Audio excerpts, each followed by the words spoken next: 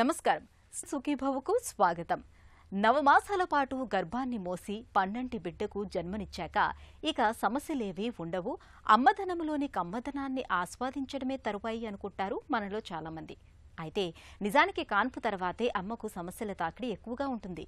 Caesarean కోతలు, గాయాలు, బరువు పెరిగిపోవటం, బిడ్డకు తగినన్ని పాలు ఉత్పత్తి కాకపోవటం, జుట్టు రాలిపోవటం, ఇలా చాలా సమస్యలు ఎదురవుతూ ఉంటాయి. వీటన్నిటిని తట్టుకొని ఆరోగ్యాన్ని కాపాడుకోవటం నిజంగా అమ్మకు సవాలే. ఈ నేపథ్యంలో కాన్పు తర్వాత అమ్మల్ని వేధించే సమస్యలు ఎలా ఉంటాయో, వాటిని అధిగమించేందుకు ఏం చేయాలో, ఎలాంటి జాగ్రత్తలు తీసుకోవాలో ఇప్పుడు తెలుసుకుందాం.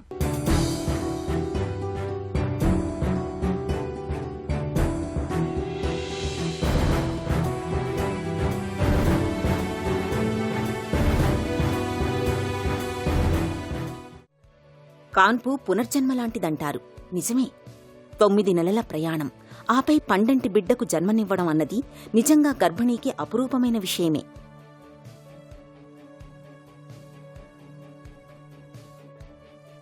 కాన్పు తర్వాత గర్భిణీకి అమ్మ హోదా వస్తుంది. కాన్పు తర్వాత తల్లి బిడ్డ ఆరోగ్యంగా ఉంటే ఇంటిల్లిపాదికి అంతకు మించిన సంతోషం ఇంకేముంటుంది? అయితే ఇటీవలి కాలంలో కాన్పులు అనగానే సిజేరియన్ చేసి పురుడు పోశారు అనే చెప్తున్నారు అందరూ. ఒకప్పుడు ఇలా ఉండేది కాదు, సహజ కాన్పులే ఎక్కువగా జరిగేవి.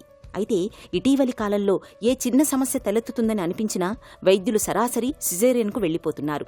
అలాగే గర్భిణీ వైపు నుండి కూడా ఈ ముహూర్తానికే బిడ్డ పుట్టాలనే మూఢనమ్మకాలతో కూడా కావాలనే సిజేరియన్లు చేయించుకుంటున్నారు. అయితే సిజేరియన్ అయ్యాక కొత్తగా తల్లి అయిన స్త్రీకి రకరకాల సమస్యలు, అనుమానాలు మొదలవుతుంటాయి. సిజేరియన్ తర్వాత అయినా నార్మల్ డెలివరీ తర్వాత అయినా కూడా ఈ సమస్యలు దాదాపు ఒకే మాదిరి ఉంటాయి. అయితే సిజేరియన్ తర్వాత ఎందుకంటే మనం పొట్ట ఓపెన్ చేసి పొట్ట లోపల నుంచి బేబీని బయటికి తీస్తాం కనుక కొన్ని సమస్యలు అదనంగా యాడ్ అవ్వచ్చు. మొట్టమొదటి సమస్య నొప్పి. ఈ నొప్పి అనేది ఈ గర్భసంచి లోపల దీనివల్ల ఉండొచ్చు, లేదా ఈ పొట్టలో మనం వేసిన ఇన్సిషన్ వల్ల, ముఖ్యంగా పొట్టలో మనం 5 పొరల లోపల నుండి లోపలికి వెళ్లాల్సి వస్తుంది కనుక ఈ పొరలన్నీ కుట్లు వేసినప్పుడు ఇక్కడ నొప్పి ఎక్కువగా ఉండొచ్చు. అయితే ఇవాళ రేపు మన మోడర్న్ ఎనస్థీషియా టెక్నిక్స్తో ఏంటంటే ఈ పెయిన్ కిల్లర్స్ అనేవి చాలా సేఫ్, సురక్షితమైనవి ఎన్నో రకాలు వచ్చాయి. అందుకని తల్లికి కానీ బిడ్డకు కానీ ఎటువంటి హాని జరగకుండా హాస్పిటల్లో ఉన్నప్పుడు నొప్పి తగ్గడానికి పెయిన్ కిల్లర్స్ ఇస్తారు. రెండవది కదలిక. అంటే ఆపరేషన్ అయింది కనుక మంచం మీద పడుకుని ఉండటం, ఎప్పుడు లేచి కూర్చోవాలి, ఎప్పుడు మంచం దిగొచ్చు, ఎప్పుడు నడవచ్చు, నడిస్తే నొప్పి ఉండదా, ఇటువంటి సమస్యలన్నీ వస్తాయి. ఇది కూడా అంతే. పెయిన్ కిల్లర్స్ ఇచ్చినప్పుడు నడవటానికి, లేచి కూర్చోవడానికి పెద్ద సమస్య ఏమీ ఉండదు. తర్వాత ఇవాళ రేపు మనం చాలా త్వరగా మొబిలైజ్ చేయటం అనేది చాలా ముఖ్యమని మనకి తెలిసింది. ఎక్కువసేపు పడుకుని ఉండటం, 2-3 రోజులు బెడ్లోనే ఉండటం, కదలకుండా ఉండటం అదేమాత్రం మంచిది కాదు. సో త్వరగా లేపటం, త్వరగా కదిలించటం, కూర్చోబెట్టడం, మంచం దిగి నడిపించటం, కొద్ది గంటల్లోనే ఇవన్నీ జరిగిపోతాయి. పూర్వకాలం జనరల్ ఎనస్థీషియా ఇచ్చేవాళ్ళు, అంటే మొత్తం శరీరానికి మొత్తం మంది ఇచ్చేవాళ్ళు. అటువంటప్పుడు కొన్ని సమస్యలు ఎక్కువగా ఉండేవి. ఎక్కువసేపు నిద్రపోవటం, కదలలేకపోవటం, ఈ మందులన్నీ శరీరంలో చాలాసేపు ఉండిపోవటం, ఇటువంటివి. అయితే ఇప్పుడు ఒక కొద్ది గంటల్లోనే 5-6 గంటల లోపల కూర్చోబెట్టడం, కిందకి దింపి నడిపించటం, ఇటువంటివి చాలా ముఖ్యమని మనకి అర్థమవుతూ ఉంది. ఇకపోతే నెక్స్ట్ది బిడ్డకి పాలివ్వటం గురించి. మరి నొప్పిగా ఉంటుంది, అటు ఇటు కదలలేను, పాలివ్వటం ఎలాగని చాలామంది భయపడతారు. ఇది కూడా అంతే. పూర్వకాలం జనరల్ ఎనస్థీషియా ఇచ్చినప్పుడు ఈ మందులు శరీరంలో, తల్లి శరీరంలో నుండి బిడ్డ పాలలోకి వెళ్తాయి కనుక ఒక రోజంతా పాలు ఇవ్వనిచ్చేవాళ్ళు కాదు. అయితే ఇప్పుడు రీజనల్ ఎనస్థీషియా ఇస్తున్నాము, స్పైనల్ ఎనస్థీషియా, ఎపిడ్యూరల్, ఇటువంటి వాటితో పాలు ఇవ్వటానికి ఎటువంటి ఇబ్బంది ఉండదు. అసలు తల్లి మేలుకునే ఉంటుంది ఆపరేషన్ జరిగినంతసేపు. వెంటనే ఆపరేషన్, బిడ్డను బయటికి తీయగానే ముందు బొడ్డు కొయ్యకుండానే తల్లికి చూపెట్టడం, తల్లి స్పర్శ, ఇవన్నీ అనుభవించడం, ఇవన్నీ జరుగుతాయి. రూమ్లోకి ఆపరేషన్ అయిపోయి బెడ్ మీదకి షిఫ్ట్ చేసిన వెంటనే పాలివ్వటం మొదలు పెట్టవచ్చు. అందుకని చాలాసేపు వెయిట్ చేయాలి అన్న ఆలోచన అవసరం లేదు. ఇకపోతే నెక్స్ట్ యూరిన్ ఏమిటి, మోషన్ ఏమిటి, ఎట్లాగా, ఇవన్నీ కూడా యూరిన్కి మామూలుగా క్యాథెటర్ వేస్తారు సిజేరియన్ చేసేటప్పుడు. ఈ యూరిన్ ట్యూబ్ని కూడా కొద్ది గంటల్లో, ఒక 6 గంటల్లో 8 గంటల లోపల తీసేయవచ్చు. అంతా పరిస్థితి అంతా బాగుంటే కనుక అది చాలాసేపు ఉంచాల్సిన అవసరమే లేదు. తర్వాత తనంతట తను లేచి బాత్రూమ్కి వెళ్ళి యూరిన్ పాస్ చేయగలుగుతారు. అలాగే బవల్ మూమెంట్ సంగతి, పడుకుని ఉండటం, నొప్పి, వీటన్నిటి వలన బవల్ మూమెంట్ కష్టం అవుతుందేమో, కాన్స్టిపేషన్ ఉంటుందేమో, పాస్ చేయలేనేమో అని భయపడతారు. దాని కొరకు కూడా ఈ చాలా త్వరగానే మనం ఫుడ్ కూడా మొదలు పెట్టడం వలన ఈ పూర్వకాలంలాగా కాన్స్టిపేషన్ ఉండటం, మోషన్ రాకపోవటం ఇటువంటి సమస్యలు ఉండవు. అంతగా అయితే స్టూల్ సాఫ్ట్నర్ వాడుకుంటే సరిపోతుంది. ఇంకా నెక్స్ట్ ముఖ్యమైన విషయం ఆహారం సంగతి. ఆహారం కూడా జనరల్ ఎనస్థీషియా ఇవ్వటం లేదు కనుక రీజనల్ ఎనస్థీషియా ఇచ్చినప్పుడు 6 గంటల్లో మనం మామూలుగా ద్రవ పదార్థాలు మొదలు పెడతాం. అంటే మంచినీళ్ళు కానీ, సూప్ కానీ, జ్యూస్ కానీ ఇటువంటివి. ఒక 8 నుండి 10 గంటల్లో మామూలు ఆహారం కూడా ఇవ్వటం జరుగుతుంది. అందుకనే ఆ విషయంలో కూడా ఇటువంటి ఇబ్బంది లేదు. ఇంకొక రకం నొప్పి ఏంటంటే బ్రెస్ట్ ఎంగార్జ్మెంట్. పాలు బాగా పడినప్పుడు రొమ్ములు గట్టిపడిపోయి పాలు సరిగ్గా రాక అది ఫీడింగ్ సరిగ్గా సెటిల్ అయ్యేంత వరకు వక్షోజాల్లో బాగా నొప్పి, గట్టిగా అనిపించటం, గడ్డగట్టినట్టు అనిపించటం, ఇది మామూలు కాన్పుకైనా సిజేరియన్కైనా జరిగేదే. దీనికి ఐస్ ప్యాక్స్ పెట్టడం, నొప్పికి పెయిన్ కిల్లర్స్ ఇవ్వటం, వీటి ద్వారా మరి ఒకవేళ పాలు కనుక నిల్వ ఉండిపోతే బ్రెస్ట్ పంప్తో పంప్ చేసి తీయటం, ఇటువంటివి సహజంగానే చేస్తారు. అధిక బరువు. ఈ బరువు ఏ వయసులో వచ్చినా ఎవరికొచ్చినా అనేక సమస్యల్ని వెంటబెట్టుకొస్తుంది. బరువు శృతిమించితే షుగర్లు, బీపీలు, కొలెస్ట్రాళ్లు, థైరాయిడ్ సమస్యలు, ఇలా అనేక ఆరోగ్య సమస్యలు చుట్టుముడతాయి. అందుకే బరువు విషయంలో ముందు నుండే జాగ్రత్త పడడం మంచిది. అయితే గర్భిణీ సమయంలో తల్లి కోసం అలాగే బిడ్డ కోసం, ఇద్దరి కోసం తినాలనే నమ్మకంతో చాలామంది ఎక్కువగా మోతాదులో తింటూ ఉంటారు. కాస్త ఎక్కువగా తినడం సరైందే కానీ అసలు ఏమాత్రం శారీరక కదలికలు లేకుండా ఎక్కువ మోతాదులో తినడం అన్నది మాత్రం గర్భిణీలకు కూడా సరైంది కాదని డాక్టర్లు చెబుతారు. ఫలితంగా గర్భిణీ సమయంలో షుగర్, బీపీలు, కాన్పు కష్టం కావడం, కాన్పు తర్వాత కూడా పెరిగిన బరువు తగ్గకపోవడం లాంటి ఇక్కట్లు వెంటాడుతాయి. కాన్పు తర్వాత బరువు పెరగటం అంటే మామూలుగా డెలివరీ కాగానే బిడ్డ బరువు, మాయ బరువు, లోపల ఉమ్మనీరు బరువు అవన్నీ తగ్గిపోతాయి. అంటే అవి 4 కేజీలో 5 కేజీలో ఉండొచ్చు, అన్నీ కలిపి అవి వెంటనే తగ్గుతుంది ఆ బరువు. ఆ తర్వాత ఈ టిష్యూస్లో అన్నిట్లో అదనంగా ఏదైతే బరువు పెరిగిందో, ఉదాహరణకి గర్భాశయం ఇంత ఉండేది ఇంత అవుతుంది, దాంట్లో కండరాలు పెరుగుతాయి, దాంట్లో అన్ని టిష్యూస్ పెరుగుతాయి గర్భాశయంలో. అవన్నీ తగ్గటానికి మరి రక్త ప్రసరణ కూడా పెరిగి బ్లడ్ వాల్యూమ్ పెరుగుతుంది. మరి అలాగే వక్షోజాల్లో కూడా చాలా బరువు టిష్యూ ఎక్కువ యాడ్ అవుతుంది, గ్లాండ్స్ అవి పెరుగుతాయి కనుక ఆ బరువు ఎక్కువ అవుతుంది. ఇవన్నీ తగ్గటానికి ఒక 2-3 నెలలు పడుతుంది. సో దాదాపు 2-3 నెలలకి బరువు మామూలుగా నార్మల్కి రావాలి. కానీ చాలామందికి 1 కేజీ కానీ 2 కేజీలు కానీ అదనంగా ఉండిపోతూనే ఉంటుంది. అయితే బరువు పెరగకుండా ఏం చేయాలి? బరువు ఎందుకు పెరుగుతారు అసలు కాన్పు తర్వాత? ఎందుకు పెరుగుతారంటే మనకి ఆహారం గురించి అవగాహన లేకపోవటం, వ్యాయామం ఎలా చేయాలి అని దాని గురించి అవగాహన లేకపోవటం, సిజేరియన్ అయింది కదా అస్సలు కదలకూడదు, చాలా రెస్ట్ తీసుకోవాలి, ఒక 3-4 నెలలు 6 నెలలు ఏమీ పని చేయకూడదు, ముట్టుకోకూడదు, వంగకూడదు, మెట్లెక్కకూడదు, ఇటువంటి అపోహలన్నీ ఉంటాయి. ఇలాగా ఫిజికల్ యాక్టివిటీ రెస్ట్రిక్ట్ చేసేయటం మూలాన ఇంకొకటి ఆహారం, తీసుకునే ఆహారం.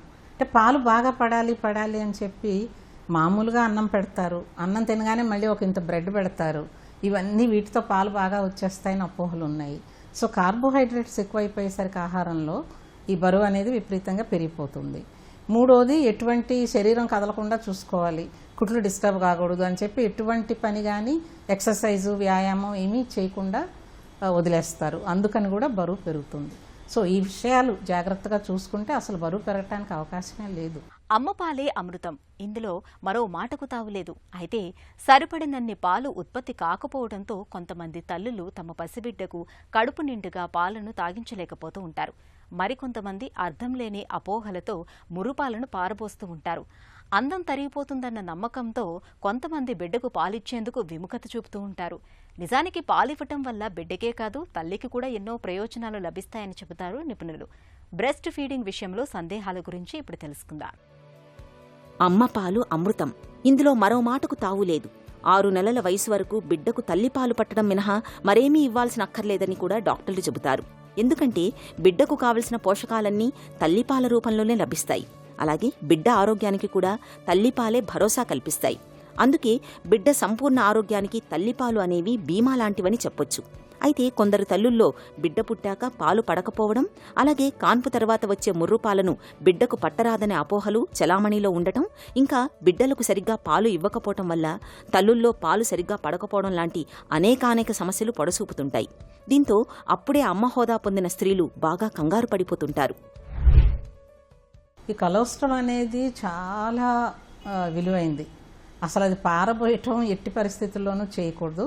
ఎందుకంటే కొలెస్ట్రాల్లో చాలా యాంటీబాడీస్ ఉంటాయి, వ్యాధి నిరోధక శక్తి ఉంటుంది ఈ మురుపాలకి. తల్లికి చిన్నప్పుడు ఏవేవైతే ఇన్ఫెక్షన్లు వచ్చాయో వాటి తాలూకు యాంటీబాడీస్ తల్లి పాల ద్వారా బిడ్డకి చేరతాయి. అందుకని తప్పనిసరిగా కొలెస్ట్రాల్ అనేది ఇవ్వాలి మొదటిది. తర్వాత పాల ఉత్పత్తి బాగుండటానికి ఏం చేయాలి అంటే ఫీడ్ చేస్తూనే ఉండాలి. మొట్టమొదటి 1-2 రోజులు పాలు ఎక్కువగా వచ్చినా రాకపోయినా కూడా పెడుతూ బిడ్డకి అలవాటు చేస్తూ ఉంటే డిమాండ్ సప్లై అంటే బిడ్డకి అవసరమని అనుకుంటే ఆ నేచరు సహజంగానే ఆ పాల ఉత్పత్తి అనేది మొదలవుతుంది. అది అలా ప్రవహిస్తూనే ఉంటుంది. అందుకని తప్పనిసరిగా రెగ్యులర్గా బిడ్డకి పాలు ఇవ్వటం, మురుపాలు కూడా పట్టించటం. ఇక పాల ఉత్పత్తి పెరగాలి అంటే మొట్టమొదటిది లిక్విడ్స్ బాగా తీసుకోవాలి. మన వాళ్ళకి ఇంకొక అపోహ ఏమిటంటే మంచి నీళ్ళు ఎక్కువ తాగకూడదు, నీళ్లు తాగితే వాతం వస్తుంది, చలవ చేస్తుంది, లేదా బరువు పెరిగిపోతుంది, ఇటువంటి అపోహలన్నీ ఉన్నాయి.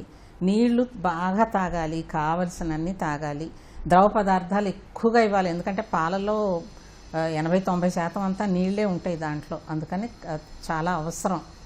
మరి మంచి ఆహారం తీసుకోవటం, ప్రోటీన్ ఎక్కువ తీసుకోవటం, న్యూట్రిషనిస్ట్ యొక్క సలహాతోటి అందులో అవసరమైనంత ప్రోటీను, కార్బోహైడ్రేట్స్, విటమిన్స్ ఇవి అన్నీ ఉండేటట్టుగా చూసుకోవాలి తీసుకునే ఆహారంలో. తర్వాత మన వాళ్ళకి కొంతవరకు కొన్ని వెల్లుల్లిపాయలని, చిన్న చేపలని, దొండకాయలని, ఇంగువని ఇటువంటివన్నీ ఇస్తూ ఉంటారు. కొన్నిటికి పాల ఉత్పత్తి ఎక్కువ చేసే అవకాశం ఉంది. అదే కాకుండా గెలక్టోగాక్స్ అని పాల ఉత్పత్తి పెంచే మందులు కూడా కొన్ని ఉన్నాయి. తల్లికి బిడ్డకి ఎటువంటి ఇబ్బంది రానివి, అటువంటివి కూడా వాడచ్చు. ఒకప్పుడు 3 పిల్లలు ముద్దు అనే నినాదం ఉండేది. ఆ తర్వాత మేమిద్దరం మాకిద్దరు అనే నినాదం కొంతకాలం వినిపించింది. ఆ తర్వాత ఇప్పుడు ఒక్కరితోనే సరిపెట్టుకుంటున్న జంటలు కూడా ఎక్కువగానే ఉంటున్నాయి.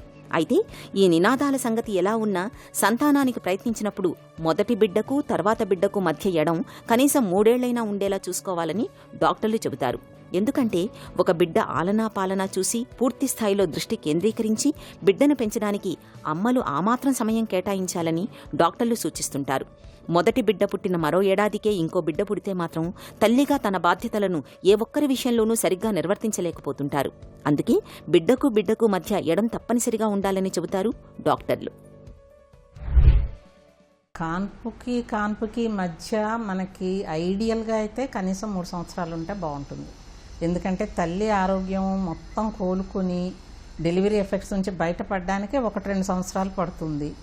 ఇంకొక సంవత్సరం కూడా ఎక్స్ట్రా ఉంటే ఏంటంటే ఈ బిడ్డ కొంచెం పెరగటం, ఈ బిడ్డకి ఇమ్యునైజేషన్స్ అన్నీ అయిపోవటం, ప్రీ స్కూల్ దశకి రావటం, కొంచెం ఇండిపెండెంట్గా తనంతట తను చేసుకోవటం వంటివన్నీ జరుగుతాయి. అందుకని ఎప్పుడైనా గ్యాప్ ఇవ్వటం చాలా మంచిది. ఇకపోతే కాన్పుకి మధ్య ఎడం కావాలి అని అనుకుంటే మొట్టమొదటిది తల్లిపాలు కంటిన్యూ చేయటం ద్వారా బిడ్డ ఎప్పటి వరకైతే పూర్తిగా తల్లిపాల మీదే బతుకుతుందో కనీసం 6 నెలలు అంతవరకు మామూలుగా ప్రెగ్నెన్సీ రాదు. అది కూడా ఒక కాంట్రసెప్టివ్ మెథడ్ అని అనుకోవచ్చు. తర్వాత ఈ లార్క్ అంటారు, అంటే లాంగ్ యాక్టింగ్ రివర్సిబుల్ కాంట్రసెప్షన్, అంటే ఎక్కువ రోజులు పనిచేసేవి పొద్దాక వాడనవసరం లేకుండా.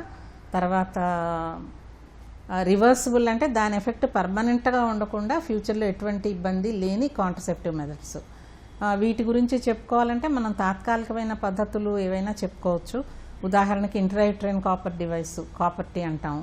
అది 3 సంవత్సరాలు పనిచేసే ఉన్నాయి, 5 సంవత్సరాలు పనిచేసే ఉన్నాయి. అవి ఒకసారి వేస్తే అవి దాని లైఫ్ అయిపోయిన తర్వాత, లేదా మీకు ఎప్పుడు పిల్లలు కావాలి అని అనుకుంటే అప్పుడు తీసేయచ్చు.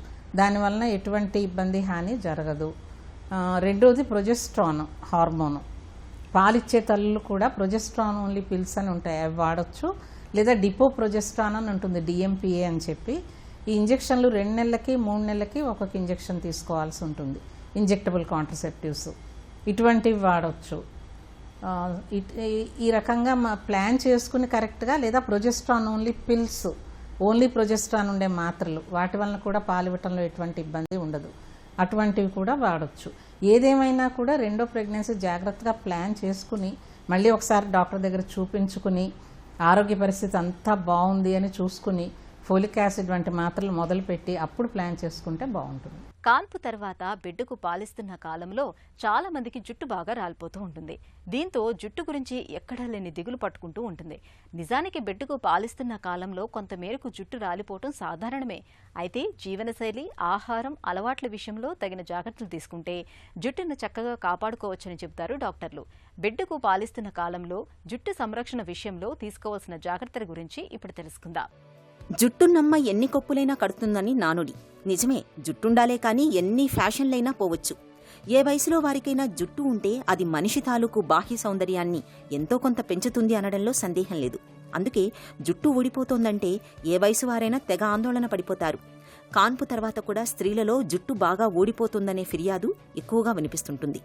నిజానికి మన తలపై జుట్టు ఎప్పుడూ 3 దశల్లో ఉంటుంది. ఒకటి అప్పుడే పెరిగే దశ, రెండోది విశ్రాంతి దశ, మూడోది ఊడిపోయే దశ.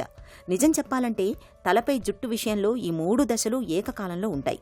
సాధారణంగా కొత్తగా పుట్టుకొచ్చే జుట్టును మనం గుర్తించలేం. మన దృష్టి ఎక్కువగా ఊడిపోయే జుట్టుపైనే ఉంటుంది. కాబట్టే అంత ఆందోళన. బాలింతల్లో కూడా జుట్టు ఊడుతోందంటే మరీ ఆరోగ్య సమస్యలేవీ లేకపోతే పెద్దగా ఆందోళన చెందాల్సిన అవసరం లేదు.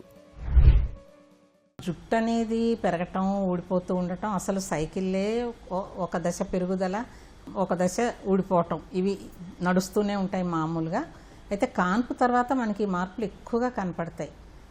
ఎందుకంటే చాలా విపరీతమైన హార్మోనల్ చేంజెస్ జరుగుతాయి. ప్రెగ్నెన్సీలో ఉన్నప్పుడు ప్రొజెస్ట్రాన్ హార్మోను, ఈస్ట్రోజన్ హార్మోను ఇవి బాగా ఎక్కువగా తయారవుతాయి శరీరంలో. వీటి వలన జుట్టు పెరగటం జరుగుతుంది. కాన్పు తర్వాత ఈ హార్మోనల్ స్థాయిలు సడన్గా పడిపోయేసరికి ఈ జుట్టు ఊడిపోవటం అనేది కూడా జరుగుతుంది. కానీ అది తాత్కాలికం మాత్రమే. మళ్ళీ కొన్నాళ్ళ తర్వాత మళ్ళీ పోయిన జుట్టు మళ్ళీ పెరుగుతూనే ఉంటుంది. ఇది ఒక కారణం, మెయిన్ కారణం. పోతే మన దేశంలో ముఖ్యమైన రెండో కారణం ఏంటంటే రక్తహీనత. ఎందుకంటే మన తల్లులు, మన సర్వేలు అన్నీ చెప్తున్నాయి మనకి దాదాపు 100కి 80% మంది రక్తహీనతతో బాధపడుతున్నారు. ఎప్పుడైతే శరీరంలో ఐరన్, ప్రోటీను, ఇంకా మిగతా ఖనిజాలు, లవణాలు అన్నీ తక్కువగా ఉన్నాయో అప్పుడు జుట్టుకు కావాల్సిన పోషణ కూడా ఉండదు, జుట్టు ఊడిపోవటం జరుగుతుంది. సో ఆరోగ్యం జాగ్రత్తగా చూసుకోవటం, ఎనీమియా లేకుండా చూసుకోవటం, ఐరన్ ఎక్కువగా ఉండే ఆహార పదార్థాలు తీసుకోవటం, సప్లిమెంట్స్. బిడ్డకు పాలిచ్చినన్నాళ్ళు కూడా తల్లి శరీరం నుండే ఇవన్నీ బిడ్డకు చేరతాయి. అందుకని తల్లికి డెఫిషియన్సీస్ వచ్చే అవకాశం ఎక్కువగా ఉంటుంది. అందుకని పాలిచ్చినన్నాళ్ళు తల్లి ఐరన్, కాల్షియము, విటమిన్స్ ఇటువంటి సప్లిమెంట్స్ తీసుకుంటూ ఉంటాం మంచిది. అప్పుడు చాలా వరకు మనం వీటిని అరికెట్టుకోవచ్చు. జీవనశైలి అనేది చాలా ముఖ్యమైనది. ఎప్పుడైనా ఆరోగ్యం కాపాడుకోవటం చాలా వరకు మన చేతుల్లోనే ఉంటుంది. సో కాన్పు తర్వాత ఏంటంటే ఇందాక మనం అనుకున్నట్లుగా ఆహార నియమాలు పాటించటం, కార్బోహైడ్రేట్స్ ఎక్కువ తినకుండా సమతుల్య ఆహారం తీసుకోవటం, బాడీ బిల్డింగ్కి అవసరమైన ప్రోటీన్స్, విటమిన్స్ ఇటువంటివన్నీ ఎక్కువ ఉండే ఆహారం తీసుకోవటం ఇది ముఖ్యం. సప్లిమెంట్స్ తీసుకోవటం అది ముఖ్యం. తర్వాత బిడ్డతో బాండింగ్, అది కూడా బిడ్డకు అవసరమైన అవసరాలన్నీ చూడటం, ఆ బిడ్డకు అవసరమైన ఇవన్నీ చేయటం. అలాగే కాంట్రసెప్షను, ఇంకొక బిడ్డ వెంటనే రాకుండా చూసుకోవటం. వ్యాయామం ఒకటి మన వాళ్ళు చాలా అశ్రద్ధ చేసే విషయం. అందులో సిజేరియన్ అవ్వగానే ఏమనుకుంటారంటే అమ్మో కుట్లు కదిలిపోతాయి, అమ్మో హెర్నియాలు వచ్చేస్తాయి, అసలు కదలకూడదు, చాలా రెస్ట్ తీసుకోవాలి అని అనుకుంటారు. ఇది నిజం కాదు. ఏ కుట్లైనా సరే, ఎంత స్కార్ అయినా సరే 3 వారాలకి గట్టిగా మానిపోతుంది పూర్తిగా. అందుకని ఏంటంటే ఒక నెల అవ్వగానే మామూలు నడక వంటి చిన్నవి మొదలు పెట్టుకోవచ్చు. ఇంట్లో పనులు చేసుకోవటం, నడక వంటివి. 6 వారాల తర్వాత వ్యాయామాలు కూడా నెమ్మదిగా మొదలు పెట్టవచ్చు. డెలివరీ తర్వాత వ్యాయామం చేయటం అనేది చాలా అవసరం. 9 నెలల పాటు ఎక్కువ స్ట్రెచ్ అయిపోయి సాగిపోయిన కండరాలు కానీ, చర్మం కానీ ఇవన్నీ తిరిగి మామూలు దశకి రావాలి అంటే వ్యాయామం చేసి కండరాల పటుత్వం పెరగాలి, వాటికి తిరిగి బలం రావాలి. ఇవన్నీ చూసుకుంటే కనుక ఆరోగ్యం బ్రహ్మాండంగా ఉంటుంది. కాన్పు అన్నది స్త్రీకి అమ్మ హోదాను కట్టబెడుతుంది. అయితే ఈ అమ్మ హోదాలోని కమ్మదనాన్ని అనుభవించాలంటే మాత్రం కాన్పు తర్వాత ఎదురయ్యే చిన్న చిన్న ఆరోగ్య సమస్యల విషయంలో అప్రమత్తంగా ఉండాలి. నిత్యం పోషక విలువలతో కూడిన సమతులాహారాన్ని తీసుకోవాలి. రోజూ కాసేపైనా వ్యాయామం చేయడాన్ని అలవాటు చేసుకోవాలి. చాలినంత నిద్రపోవాలి. కనీసం 8 గంటలైనా నిద్ర ఉండేలా చూసుకోవాలి. మానసిక ఒత్తిడి దరిచేరకుండా యోగా, ధ్యానం, ప్రాణాయామాల వంటివి ఆచరించడం మంచిది. ఈ జాగ్రత్తలు కాన్పు తర్వాత సమస్యల్ని తగ్గించడంతో పాటు అమ్మ ఆరోగ్యాన్ని భద్రంగా ఉంచుతాయి. పండంటి బిడ్డకు జన్మనిచ్చిన తర్వాత ఆరోగ్యాన్ని మరింత శ్రద్ధగా కాపాడుకోవాలి. సిజేరియన్ కోతలు, కుట్ల విషయంలో ప్రత్యేకంగా జాగ్రత్తలు తీసుకోవాలి. ఆహారపరమైన జాగ్రత్తలు తీసుకుంటూ బరువును అదుపులో ఉంచుకోవాలి. తర్వాతి గర్భం విషయంలో ఖచ్చితంగా 2-3 ఏళ్ల పాటు ఎడమ ఉండేలా చూసుకోవాలి. బిడ్డ ఆలనా పాలనా విషయంలో కుటుంబ సభ్యులు అందరూ సహకారం అందించాలి. ఈ జాగ్రత్తలు తీసుకుంటే కాన్పు తర్వాత కూడా అమ్మ ఆరోగ్యం భద్రంగా ఉంటుంది.